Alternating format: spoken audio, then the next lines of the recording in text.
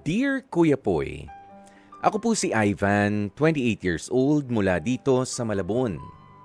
Ang kwentong ibabahagi ko sa inyong programa, sakaling mapili po ito, ay tungkol sa aking The One That Got Away o ang aking Totga. At kahit nga po may girlfriend na ako, ay may mga pagkakataon pa rin, Kuya Poy, na naiisip ko siya. Napapaano nga kaya kung bumalik siya sa akin? Kung naging matino lamang ako noon, meron pa kayang kami? Kung iisipin ninyo, sa sinabi ko, ay parang recent lang ang kwentong ito, Kuya Poy. Pero hindi.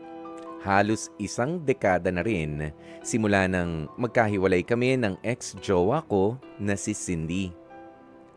Don't get me wrong, mahal ko ang present jowa ko na si Ana.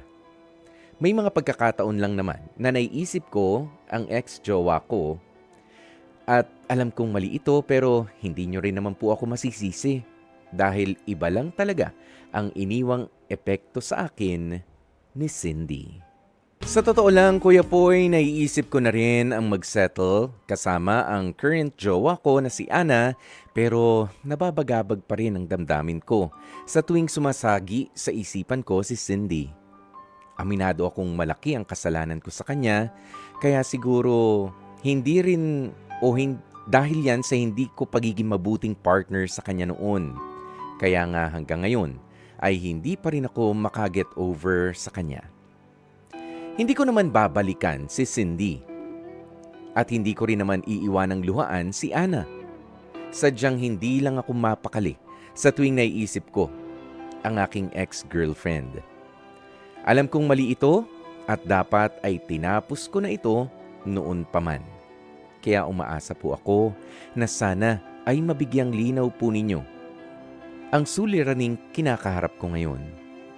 Maraming salamat at more power pa sa inyong programang Heart to Heart.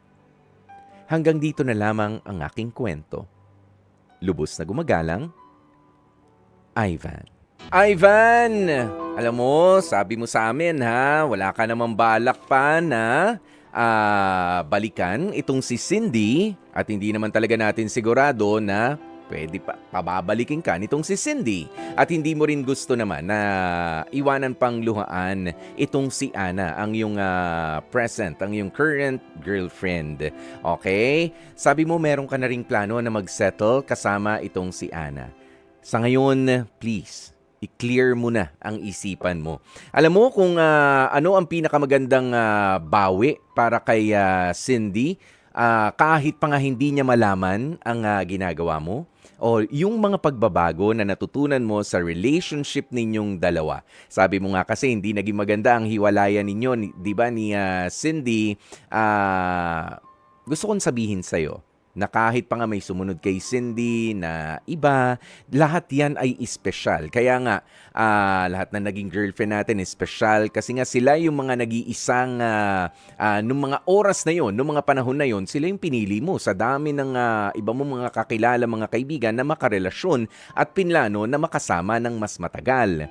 'Di ba? Lahat yan ay merong espesyal na iiwan para sa atin. Ngayon, ang takeaway mo na lamang dito, Ivan, ay yung naging maayos ka na dapat sa pakikipagrelasyon mo kay Ana na hindi mo na uulitin yung pagkakamali na nagawa mo kay Cindy noon.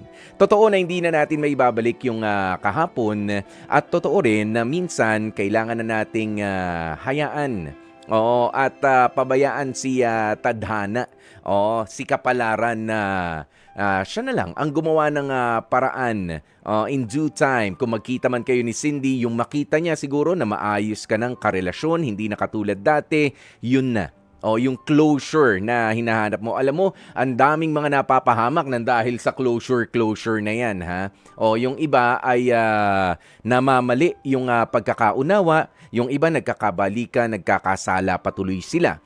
Ayan, but in the end, maghihiwalay din. Yung pala ay hindi naman na talaga espesyal ang tingin nila para sa isa't isa. Kumbaga, parang dating kakilala, sandali, masyado akong familiar na sa'yo, kaya sige na nga, pasok ka na ulit sa buhay ko. Pagkakasala na yun, na matindi. Kaya sa ngayon, have peace. Okay? Have peace with your past na. Tama na.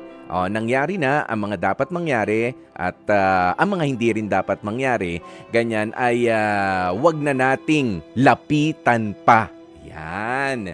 Yung pagkikita ninyo. Kung may pagkakataon naman na magkakita kayo nitong si Cindy, a simple kumusta, pasensya ka na, ganyan. Pero yung talagang paplanuhin mo pa na magtatagal pa kayo, naku, baka ano pa yan, maka-apekto pa. Hindi lamang sa'yo, kundi baka kay Cindy lamang din naman. Masira pa ang relationship ninyo. Kaya sa ngayon, bumawi ka na lang. Lahat ng mga gusto mong ibawi na pagmamahal para kay Cindy noon, ibuhos mo na kay Ana. Yan na yung ngayon eh. Yan na yung sayo. Siya na yung mahal mo. Nang hindi mo na rin iniisip si Cindy bilang respeto naman sa present na karelasyon mo. Okay? Huwag kang, alam mo, ang tao, hindi nakakalayo sa lakad kapag lingon ng lingon sa likod. Kaya ang mga mata natin ay nasa harap para let's move forward. Natisod man tayo sa bandang likod natin, nadapa man tayo sa bandaron, wag mo nang lingunin ng lingunin. Dahil kahit maayos ang daraanan mo ngayon, dahil sa nakatingin ka sa likod, nako, pwede ka pang madisgrasya ng mas matindi. 'Di ba? At ayaw natin yan ang mangyari. At dyan na nga po natin tatapusin ang ating Dear Kuya Poy,